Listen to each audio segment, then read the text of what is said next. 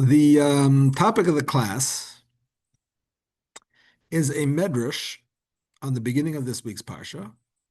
We know, of course, at the end of last week's parsha, the family of Avraham moved from Ur Kasdim to Haran.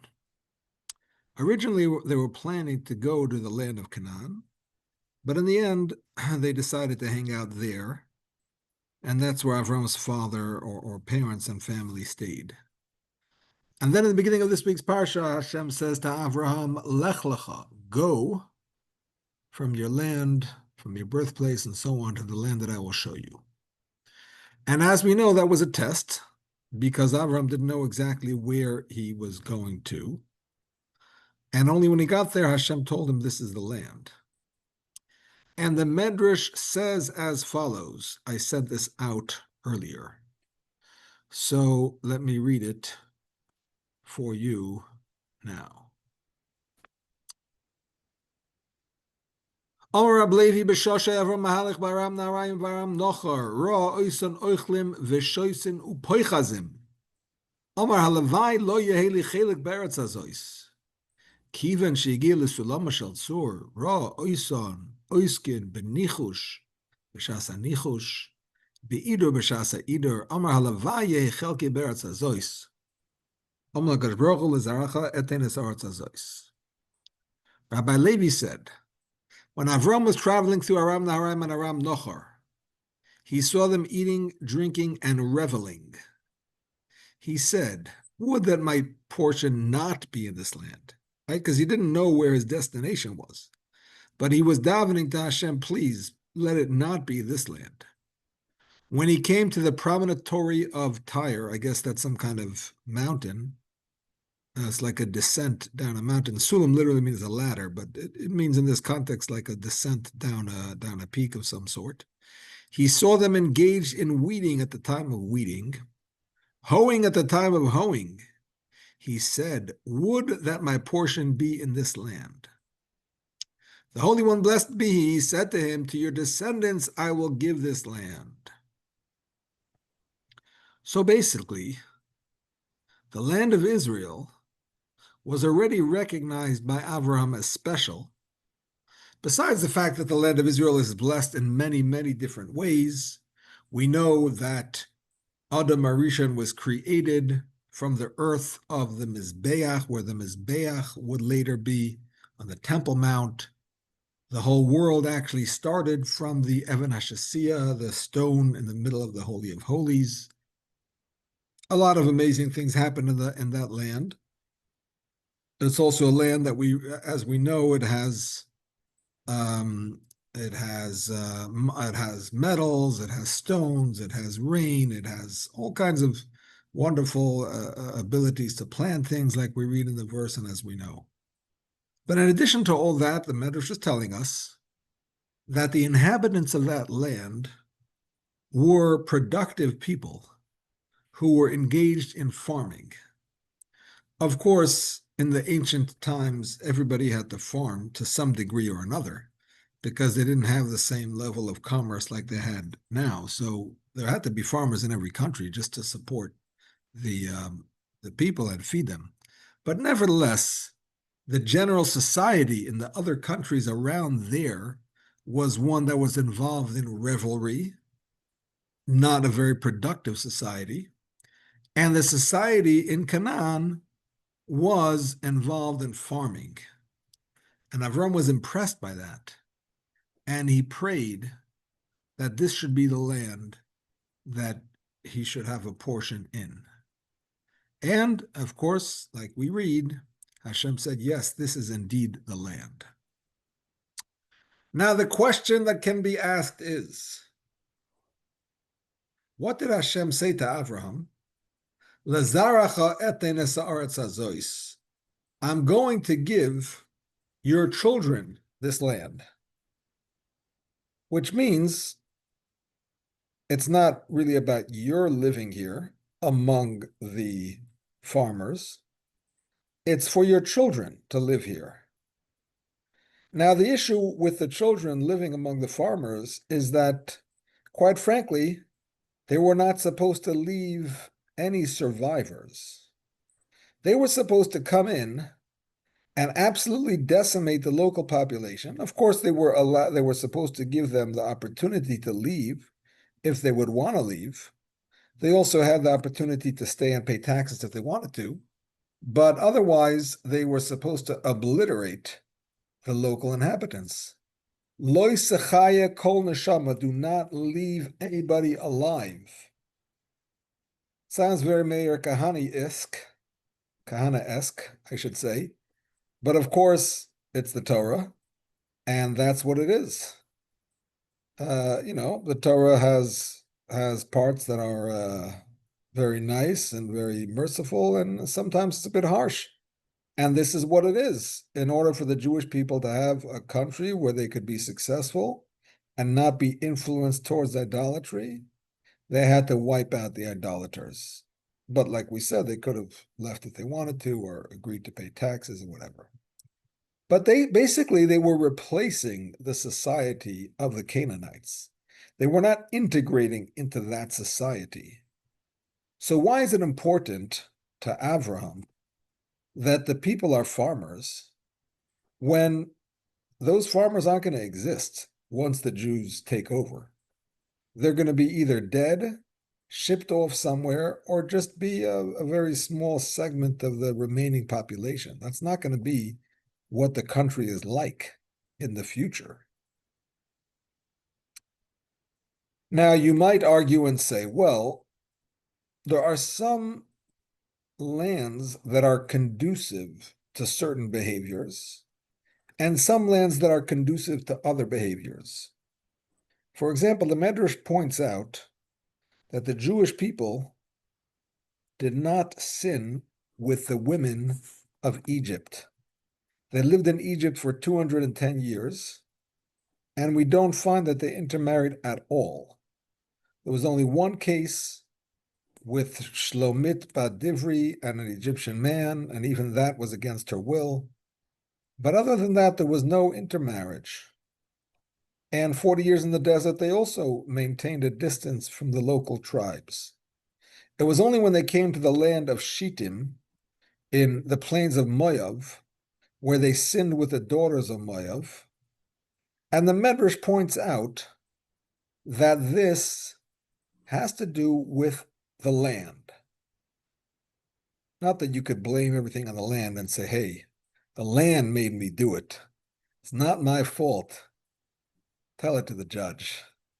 It doesn't work that way. But nevertheless, there is the concept that there is a certain character to a place that affects the inhabitants.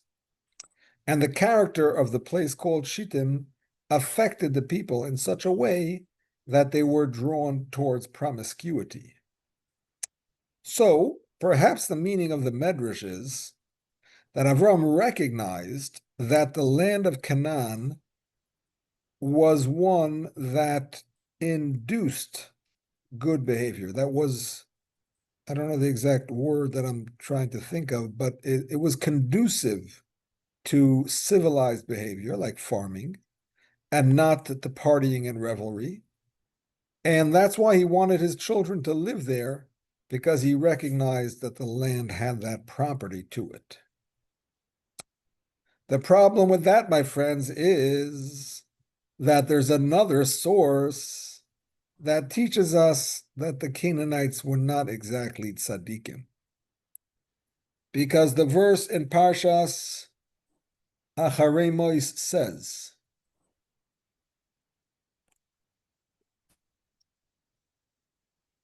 I did not put it into the handout, but I will just read it to you, where it says, Kemase Eretz Mitzrayim leisasu, Uchamase Eretz Canaan asher ani mevi eschem shama loisasu, v'chukaseim loiselechu.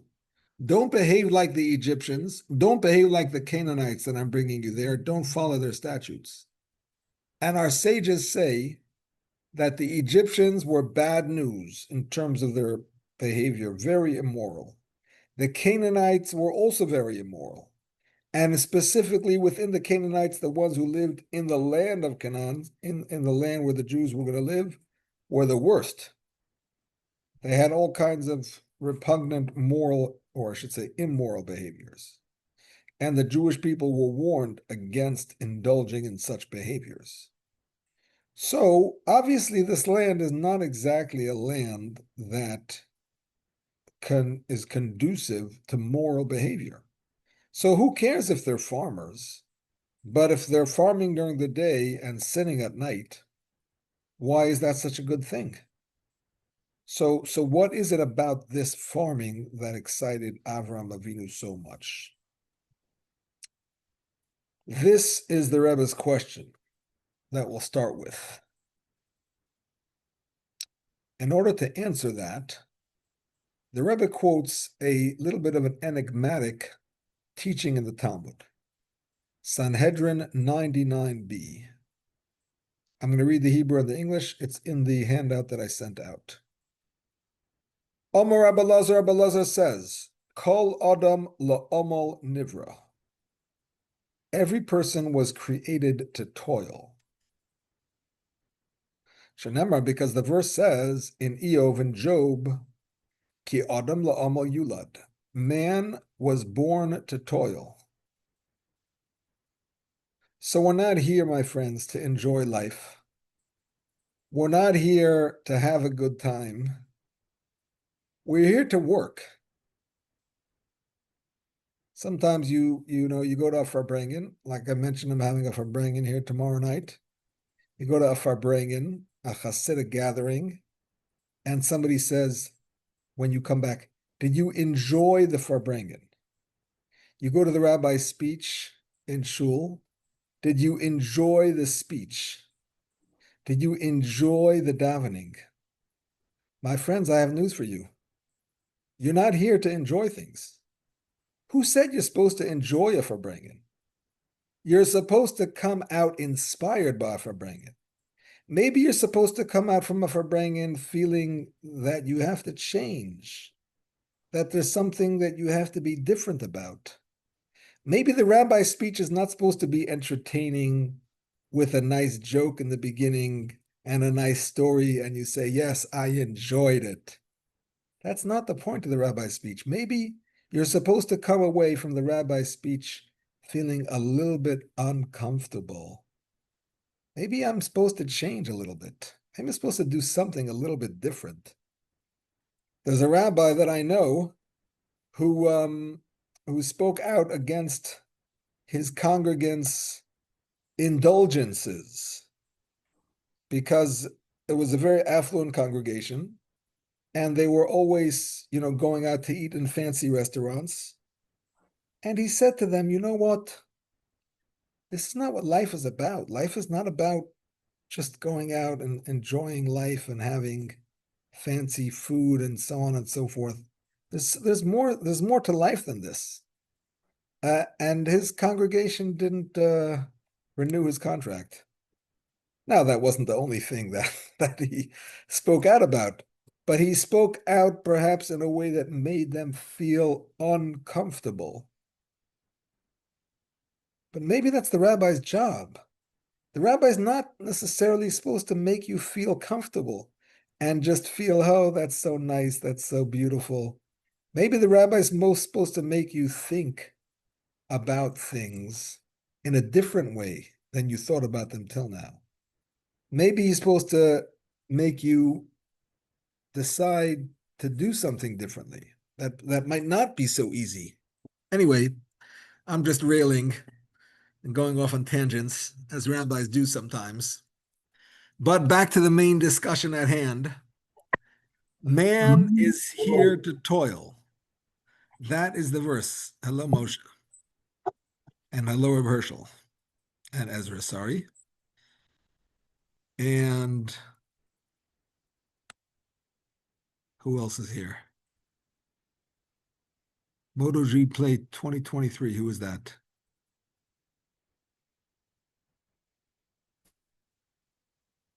Remind me your name. I can't see your face. Andrew Doc. Okay. Nice to see you guys. Okay. Welcome again. Hope you all had a good Yantif, by the way. It's been a long time. I don't know why we had off last week, because it was like Yontif was well and truly over, but nevertheless, it is what it is. All right, so the Gemara says, based on the verse in Eov, like I said, man is created to toil. We're not here to enjoy life. We're here to work. Based on this verse, the Talmud continues, I do not know whether he was created for toil of the mouth, speech, or whether he was created for the toil of labor. Is it like physical manual labor? Is that what we were created for? Or is it for the toil of speech?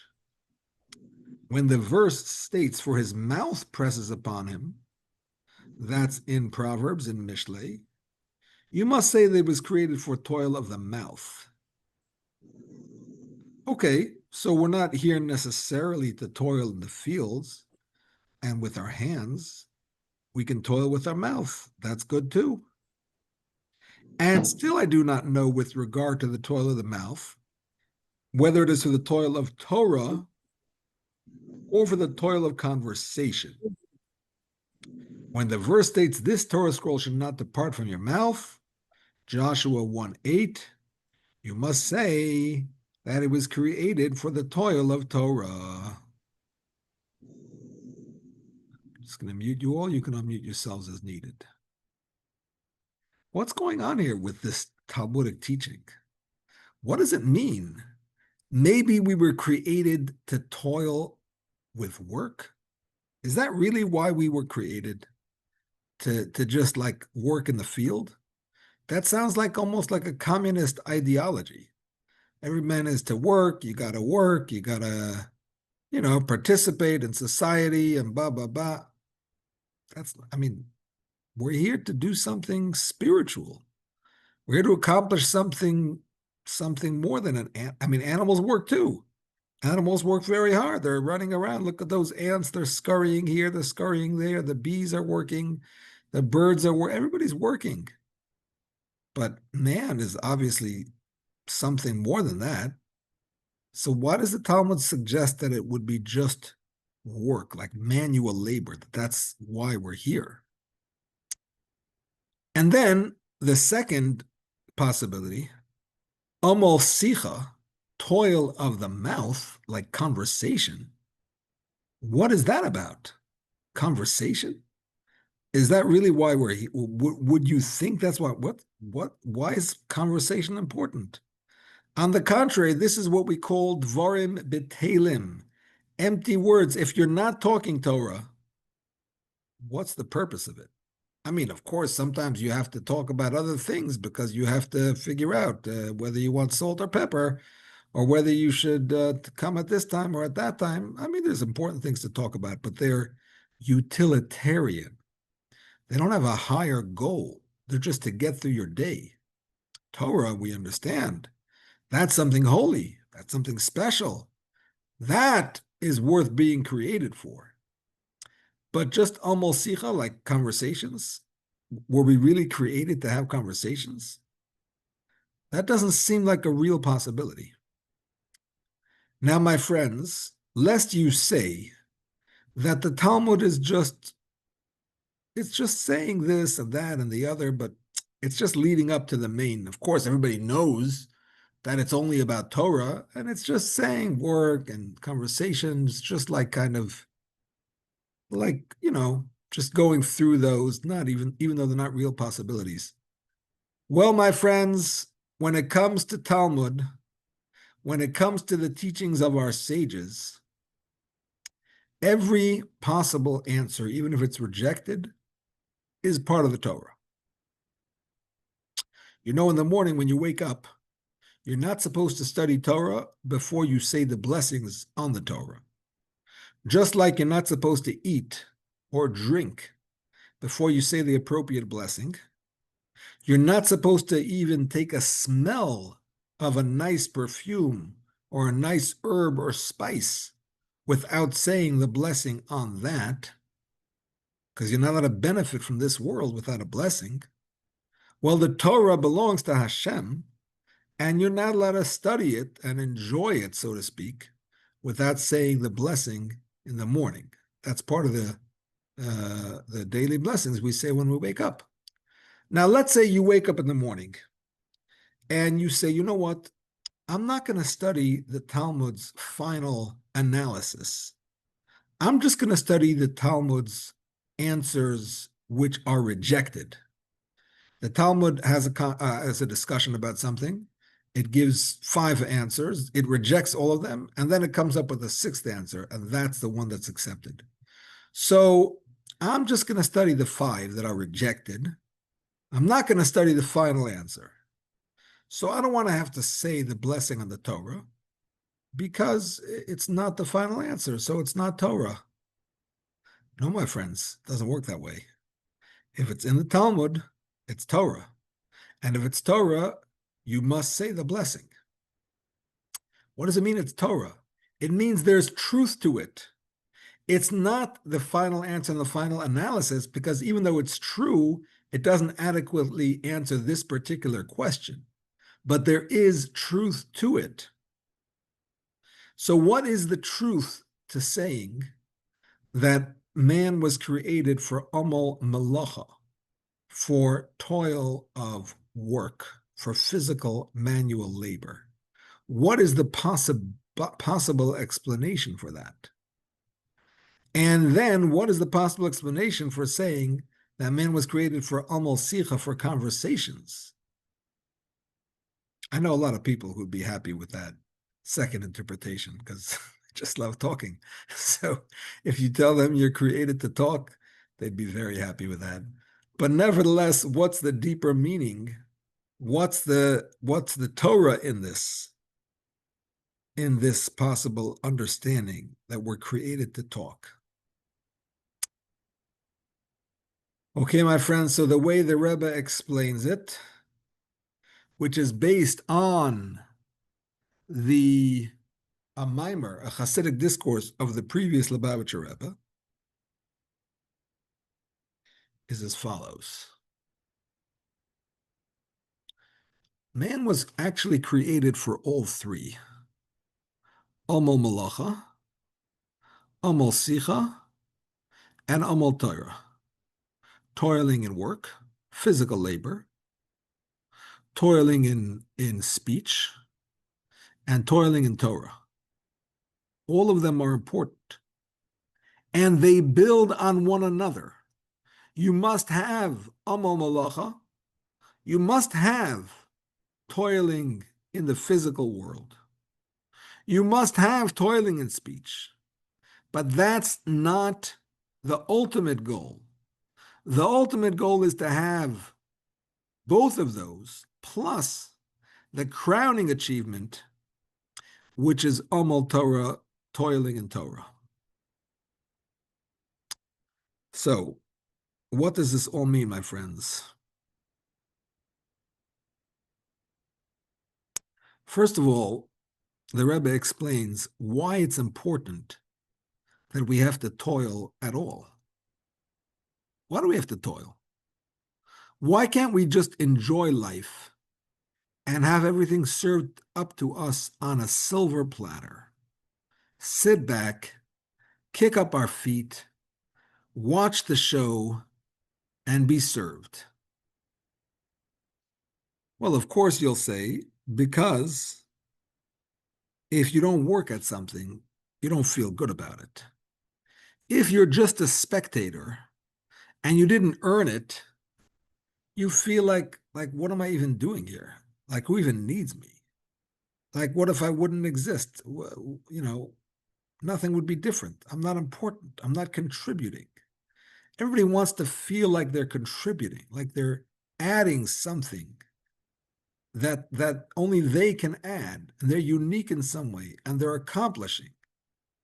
If you would just be fed and you just be given to enjoy the world, and you wouldn't work, and you wouldn't contribute, then you wouldn't feel good about it. The problem with that explanation, my friends, is that this is a natural feeling, that people naturally feel good when they accomplish something through their own efforts, And naturally, they don't feel good when it's served to them on a silver platter. They only feel good if they work at it. If it's given to them, maybe they'll feel good for a short time, instant gratification. But very soon they'll be bored with it and they won't be happy. The happiness only comes when you've worked to achieve what you've achieved. The problem is that this is a natural phenomena in this world. The feeling that working gives satisfaction and pleasure that is received without work does not give satisfaction. And that's because Hashem created the world in such a manner that we feel that way. Hashem did not have to create the world in that manner. Hashem decided when he was creating the world that this is how it's going to be. That if you work, you'll feel good about it. And if you receive without work, you won't feel good about it. Well, my friends, if Hashem would have wanted to, he could have created the world differently in such a way that you would feel good even if you didn't work. That you would feel just as good or maybe even better if you got a free gift. Don't pass go, whatever they say when they play Monopoly. Don't stop or whatever they say. Go straight to whatever street and collect your investment. That's it. And if we would be programmed in such a way that that would make us feel good, then we would feel good. So why did Hashem make us in such a way that we have to work to feel good? It is that way that we do have to work to feel good. That's the truth. But why is it that way? So here's the explanation. I feel like I'm giving a very long lecture. I'll just use the commercial break in the middle of this lecture to mention that I have a good friend who's going through a tough time right now. His name is Rabbi Yankel Raskin, and he is Chabad of Jamaica. And his Chabad house was completely decimated last night. Windows flew off. AC units on the roof were completely destroyed. Tables, chairs. A lot is going to have to be repaired and patched back up. The Sefer Torahs are safe. Him and his family are safe, although they have no electricity, not much water, not much food. Hopefully they're going to be airlifted back to America and they'll be fine. But since we're doing a little bit of advertising, and I hope Rabbi Smith will not mind, but I will also post the link to Chabad of Jamaica campaign. Montego Bay. Montego Bay, correct. They had the auxiliary power, fortunately. Oh, they do? Good. I'm glad. All right, so I'm posting it here in the side as well.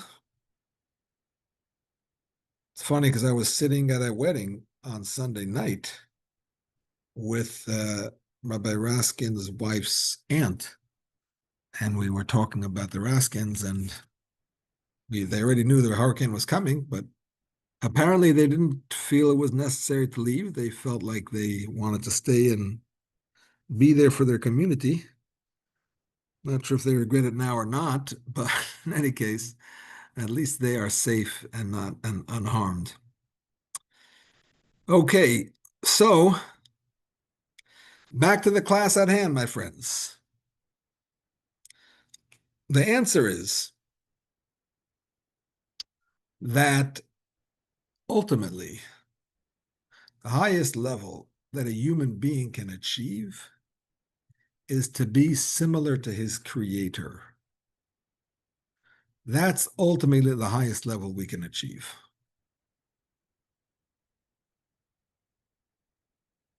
To reach a level in which we, in some way, to some degree, have some comparison and similarity to our Creator. Now, the Creator is the one who gives to others. He is the ultimate giver. He is not a recipient. He doesn't receive anything from anybody because he doesn't need anything from anybody. He is the source of all blessing. He doesn't need to be blessed. He is the source of all blessing. So ultimately, the highest level that man can achieve is specifically through working. Because work is when you contribute. And if you contribute in that sense, you are becoming like your Creator because you are accomplishing something. You are, so to speak, creating something. Just like Hashem creates this world, you are creating a change in the world, making something better, making something different that wouldn't be that way without you. And that's why man was created to toil. Because only through toil are we becoming similar to our Creator. Okay, now, my friends, that we know what toil is all about, we can also understand why we need to have toil of work, amal malacha, toil of speech, amal sicha, and toil of Torah. And this is based on a mimer that the previous Rebbe taught in the summer of 1929 in Riga, Latvia. The previous Rebbe was originally from Russia. And then in 1927, after being arrested and nearly killed and put through tremendous suffering, he was eventually allowed to leave Russia, or I should say better, asked to leave Russia. And he left Russia in 1927, towards the end of the year, after Simchas Torah, towards the end of the second year, after Simchas Torah. And he spent a couple of years in Latvia. And then he did a little bit of a world tour before he decided where he was going to live after that. He spent some time in Israel, visiting various holy sites and meeting with different people. And he spent some time in America, quite a few months.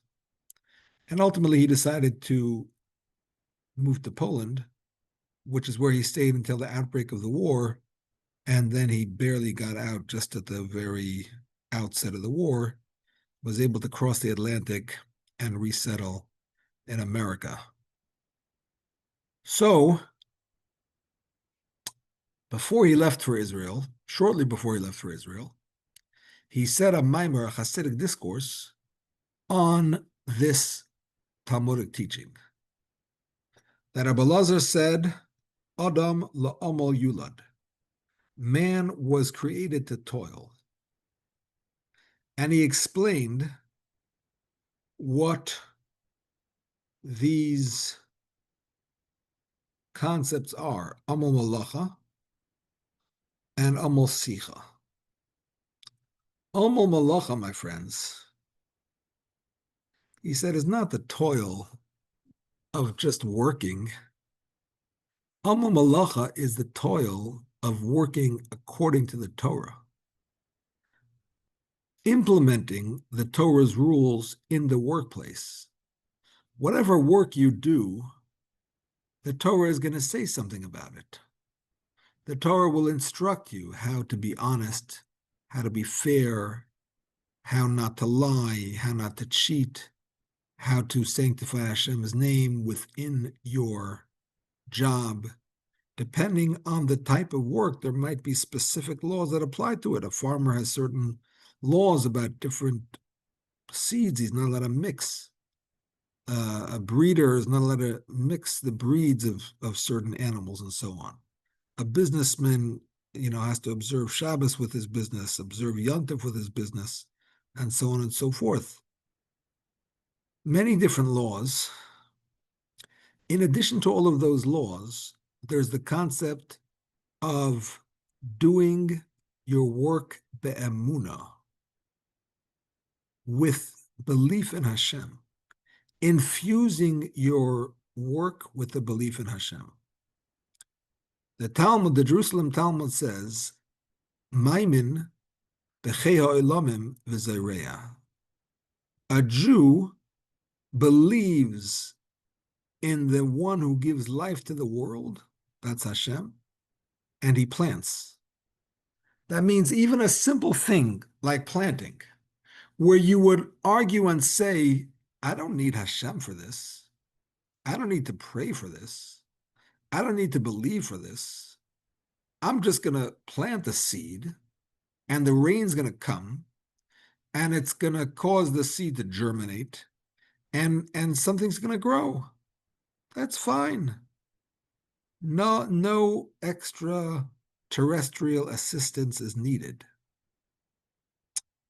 Well, my friends, that's not the way a Jew looks at life. A Jew looks at life and realizes that everything that happens in this world is because Hashem wants it to happen. Why is it going to rain? Because Hashem wants it to rain. Why is the seed going to germinate and grow even after it rains? Only because Hashem wants it to. Not all seeds grow, by the way. Some of them are faulty, and they don't actually grow. I trust in Hashem that it's going to work out. And certainly in other businesses where there are so many variables and different ways that it could be successful or a failure, a believing Jew is maimin b'chei ha'olamim. He has faith in Hashem.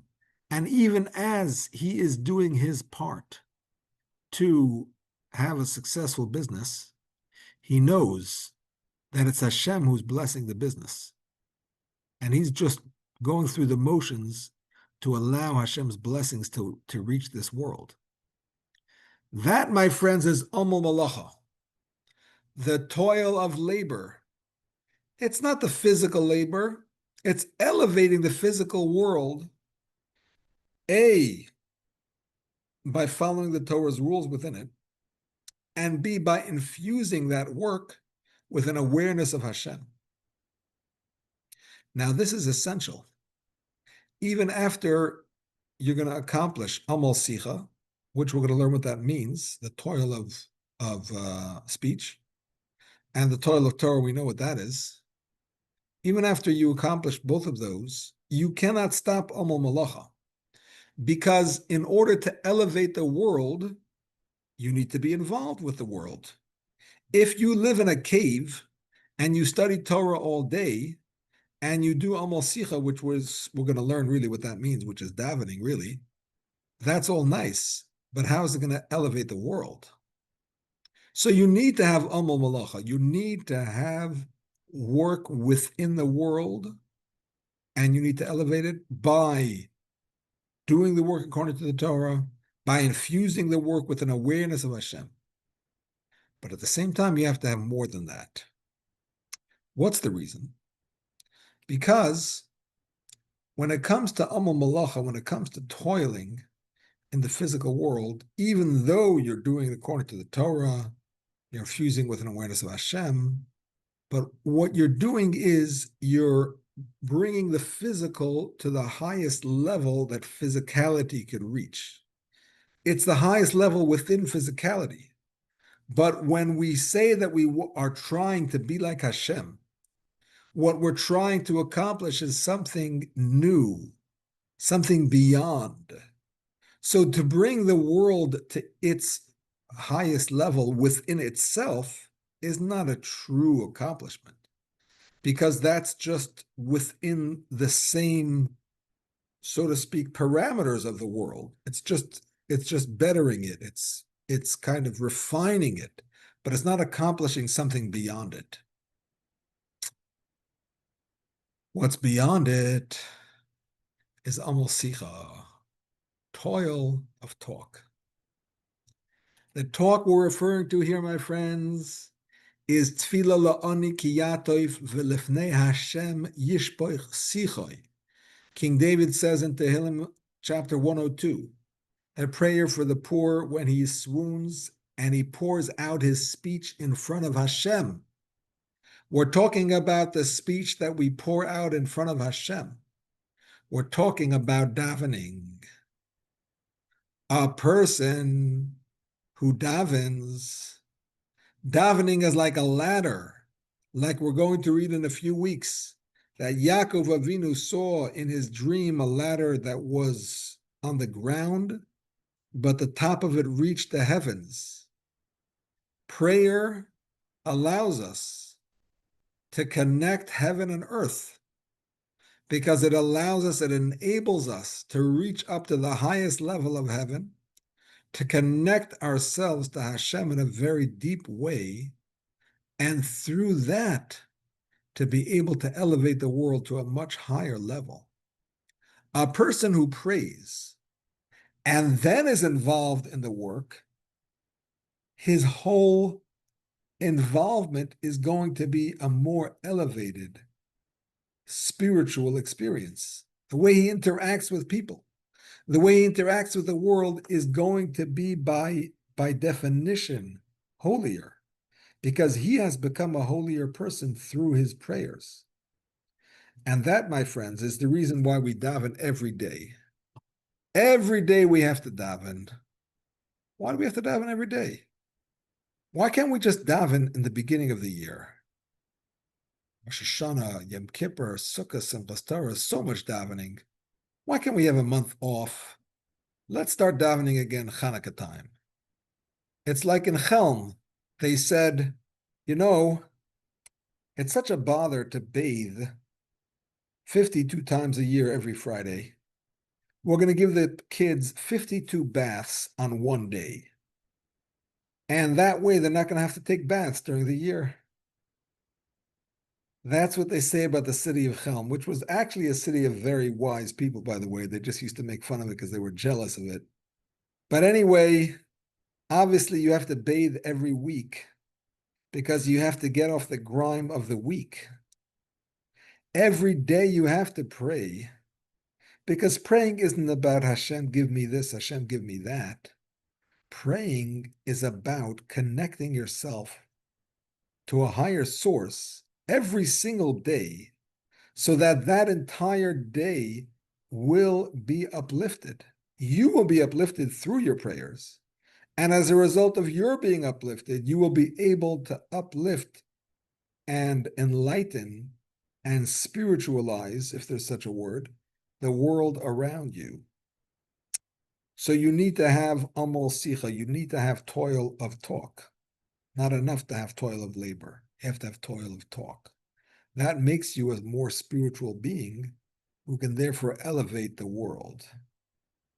However, my friends, that's still not enough, because the toil of davening lifts a person up to the highest spiritual level he can achieve as a human being. But the toil of Torah is a whole different thing, because Torah is part of Hashem. And when a person studies Torah, he connects himself with his or her creator. He becomes, so to speak, connected to Hashem, at one with Hashem, in a way that davening cannot accomplish. Because again, davening is like you're ascending the ladder. How far can the ladder take you? Only till the top of the heavens. That's it. But the heavens is still part of this world. You can almost become like an angel, but the angels are also part of this world.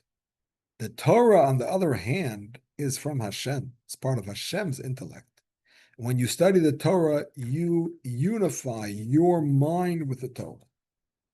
And then, when you are involved both in the davening and in the world around you, you are able to bring about that connection that you have with Hashem into your davening, which will in turn elevate your davening and will also in turn elevate your physical involvements and enable you to change the world in a much more fundamental level. So in the end of the day, like we said, it's not three different things that the Gemara rejects work and rejects conversation and ends with Torah. No, we need all three. We need to work in this world, elevate it by doing it according to the Torah and believing in Hashem, elevated by davening, which elevates ourselves and enables us to elevate the world, therefore, and even more so, elevate ourselves to connect with Hashem through Torah, which then enables us to affect the world in a much deeper way. Going back to Avraham, who saw the Canaanites who were hoeing and who were weeding, Hashem wanted that this physical world should have toil of labor in it. The physical world where the Jewish people would later make their home, because in order to enlighten it, it had to have the physical labor, Amo Malacha, the physical labor. That's what Avraham saw. They were doing the physical labor. And therefore, they were able to infuse in that land that had physical labor, they were able to infuse the Amal Sicha, the labor of davening. And the davening was this very thing that Hashem asked, that my portion should be in this land and not another land. That was davening. He was davening to Hashem about that. And then, of course, we know that Avram himself kept the Torah, which means that he already knew the Torah, and therefore he must have studied it and observed it according to his abilities. And in that sense, he was also infusing the world, the land of Canaan already with the toil of Torah already from that time on. So we have all of these three components within Avram's experience. The work that they were doing, the prayers that he was doing, and the Torah that he was also involved with. All right, my friends. Thank you for joining. Thank you, Rabbi. Enjoy the day, the birthday. My pleasure. Thank you. I can't hear you, Mordechai, but I'm sure you're saying something good. Thank you. All the blessings to you as well. Hope you enjoyed the class as much as I did. Very good. Have a good day, everybody, and a good Shabbos after that. Sei gesund. Thank you, Rebbe. Thank you. Thank you, Rabbi. My pleasure. Thank you for coming. Oh, Herschel, thank you. Yeah. Have a good Shabbos. Thank you. I appreciate it. Thank you. Sei gesund in Yerushalayim. Thank you. Yeah. Just think about Yerushalayim all the time. My daughter is moving to a new place today, Mitzvah, or tomorrow. Oh, And very Baka. nice. Baruch Hashem. Very nice. Thank you. Okay, all the best. Okay, take care. Thank you. Thank you. Bye-bye. Bye.